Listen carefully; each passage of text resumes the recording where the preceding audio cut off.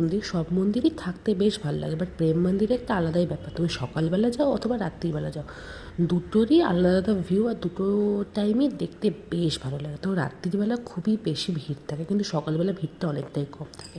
আর সকালবেলা গেলে এইগুলোকে খুব সুন্দরভাবে দেখা যায়, মানে এতটা সুন্দর লাগে প্রত্যেকটা জিনিস দেখতে, মানে অসাধারণ জিনিস। আর আমার যেহেতু প্রেম মন্দিরের পাশেই হোটেল ছিল, তাই আমি যখন ইচ্ছা হচ্ছিলো টুক করে চলে আসলাম প্রেম মন্দির। রাত্রিরেও এসেছিলাম, রাত্রিতে প্রচণ্ড ভিড় ছিল, আর সকালবেলাও চলে এসেছিলাম। তো অনেকটা সময় কাটিয়েছিলাম। তো এত ভালো লাগছিলো, এত শান্তি লাগছিলো, মানে জাস্ট বলে বোঝানোর মতো নয়। এই প্রেম মন্দিরের যে রিলসগুলো আমি সবসময় ইনস্টাগ্রামে দেখতাম বা ফেসবুকে দেখতাম, সত্যি কথা মনটা বারবার টানতো, বাট সামনে থেকে এটা দেখার যে আলাদাই অনুভূতি বা একটা আলাদা ভালো লাগা, সেটা জাস্ট বোঝানোর মতো নয়। তো অনেকটা সময়, মানে অনেকটা সময় কিন্তু আমি ঘুরেছিলাম, আর দারুণ লেগেছিলো সেই অভিজ্ঞতা।